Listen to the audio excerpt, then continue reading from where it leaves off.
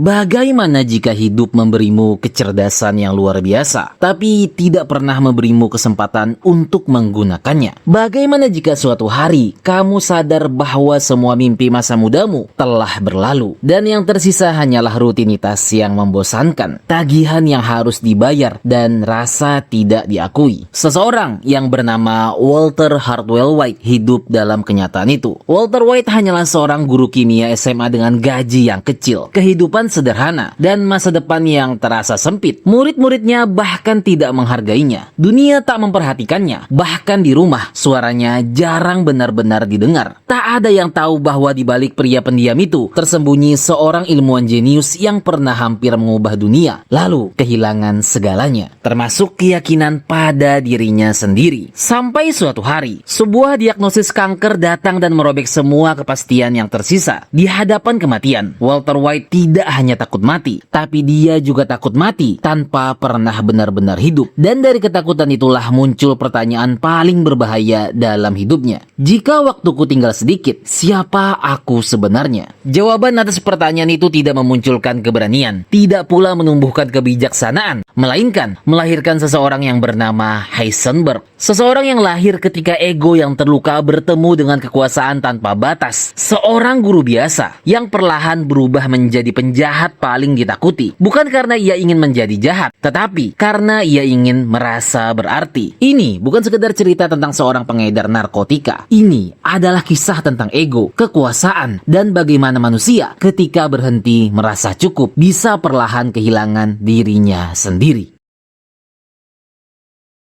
Segalanya dimulai bukan dari kejahatan, tetapi dari rasa putus asa yang sepi. Walter White adalah seorang guru kimia SMA yang hidupnya terasa kecil dibandingkan dengan potensi yang pernah ia miliki. Walt bekerja dua pekerjaan. Dia bekerja menjadi guru dan bekerja di sebuah pencucian mobil. Walt jarang dihormati murid-muridnya dan merasa seperti bayangan di rumahnya sendiri. Tapi semua itu masih bisa ia tanggung. Sampai suatu hari, dokter mengatakan bahwa ia mengidap kanker paru-paru stadium lanjut dan mungkin hanya memiliki waktu hidup 2 tahun lagi. Bagi dirinya, ini bukan sekedar ancaman kematian. Ini adalah penghakiman terakhir atas hidupnya yang gagal. Walt tak takut mati, tapi dia takut mati tanpa pernah menjadi siapa-siapa. Dalam kondisi emosional yang rapuh itulah, Walt tanpa sengaja mengikuti Hank, iparnya, dalam penggerebekan narkoba yang dilakukan oleh DEA dan melihat Jesse Pinkman, mantan muridnya. Jesse melarikan diri dari lokasi kejadian. Dari sinilah muncul ide yang mengubah segalanya. Walt menyadari bahwa dengan keahliannya di bidang kimia, dia bisa membuat metamfetamin dengan kemurnian luar biasa tinggi, jauh melampaui kualitas yang beredar di jalanan. Metamfetamin atau dikenal juga sebagai sabu-sabu atau crystal meth adalah obat psikostimulansia dan simpatomimetik yang sangat adiktif. Zat ini mempengaruhi sistem saraf pusat, sering disalahgunakan sebagai narkotika, tapi juga digunakan dalam kasus parah penyakit ADHD atau narkolepsi dengan nama dagang desoksin dan bentuknya seperti kristal. Awalnya niatnya sederhana, memasak metamfetamin, menjualnya dengan cepat, mengumpulkan uang, lalu mati dengan tenang sambil meninggalkan jaminan finansial bagi keluarganya. Tak ada ambisi kekuasaan, tak ada mimpi yang besar, hanya satu tujuan. Walt tak ingin keluarganya menderita setelah ia pergi. Tapi sejak langkah pertama itu, Walt sudah menyeberang garis yang tak bisa ia lihat ujungnya. Ia mengajak Jesse menjadi partner karena Jesse mengenal dunia narkotika, sementara Walt membawa keahlian kimianya yang tak dimiliki siapapun di sana. Mereka memasak di sebuah RV tua di tengah gurun, jauh dari peradaban, seolah dunia tempat mereka beroperasi berada di luar hukum, di luar moral, dan di luar kehidupan normal yang pernah Walt kenal. Pada tahap ini, Walt masih merasa gugup, canggung, dan sering dilanda rasa bersalah. Dia bahkan muntah setelah memasak untuk pertama kalinya. Tapi bersamaan dengan itu, ia juga merasakan sesuatu yang sudah lama tak ia rasakan, yaitu rasa kendali. Untuk pertama kalinya hidupnya tak lagi mengendalikan dirinya, tapi dia yang mengendalikan kehidupannya. Masalah mulai muncul ketika mereka berurusan dengan distributor lokal bernama Crazy Eight dan rekannya Emilio. Kesepakatan bisnis berubah menjadi ancaman kematian. Dalam situasi yang terpojok, Walt terpaksa menghabisi Emilio menggunakan gas beracun yang ia ciptakan sendiri. Peristiwa ini mengguncang mentalnya. Seorang guru kimia honorer sudah menghilangkan nyawa orang orang lain. Walt bukanlah kriminal. Dia hanyalah guru kimia yang mencoba membantu keluarganya. Tapi kejahatan tidak berhenti pada satu korban. Crazy Ed ditawan di ruang bawah tanah rumah Jesse. Dan Walt terjebak dalam dilema moral terbesar dalam hidupnya. Apakah ia sanggup menghabisi nyawa seseorang yang tak lagi menjadi ancaman langsung baginya? Berhari-hari, ia mencoba mencari pembenaran untuk melepaskannya. Bahkan membuat daftar alasan mengapa Crazy Eight pantas untuk hidup. Ini bukan tentang kekerasan. Ini tentang keraguan. Walt belum menjadi siapa-siapa di titik ini. Dia belum menjadi Heisenberg. Dia hanyalah seorang pria sakit yang ketakutan, yang belum yakin apakah dia sanggup menjadi orang jahat. Sebelum semuanya terjadi, Walt melakukan sesuatu yang terlihat sangat kecil. Dia membuat sandwich, lalu memotong pinggiran roti itu satu persatu. Kelihatannya memang sederhana, tapi sebenarnya itu adalah cara Walt menciptakan keteraturan di tengah hidupnya yang kacau. Di luar sana, hidupnya hancur berantakan karena kanker dan masa depan yang tidak jelas. Di ruangan itu, dia mencoba membuat sesuatu yang terasa normal. Seolah kalau roti itu rapi, maka semuanya juga bisa kembali rapi. Dia lalu membawa makanan itu ke Crazy Eight. Mereka berbicara, bukan seperti musuh, tapi seperti dua orang yang sama-sama lelah. Untuk sesaat, Walt benar-benar percaya bahwa mungkin semuanya bisa berakhir tanpa harus ada yang mati. Tapi kemudian dia pingsan. Piring itu jatuh, pecah, tapi cukup untuk mengubah segalanya. Setelah sadar, Walt mengumpulkan pecahan-pecahan itu. Dia tidak panik, tidak terburu-buru. Dia hanya memperhatikan pelan-pelan. Dia menyusun potongan piring itu kembali, seperti seorang ilmuwan yang mencoba memahami pola. Dan ketika hampir semuanya tersusun, dia berhenti. Ternyata ada satu bagian yang hilang. Disitulah semuanya berubah. Ada satu kesadaran kecil yang muncul. Crazy Eight menyembunyikan pecahan itu. Artinya, semua percakapan tadi, semua rasa percaya tadi, hanyalah cara untuk bertahan hidup.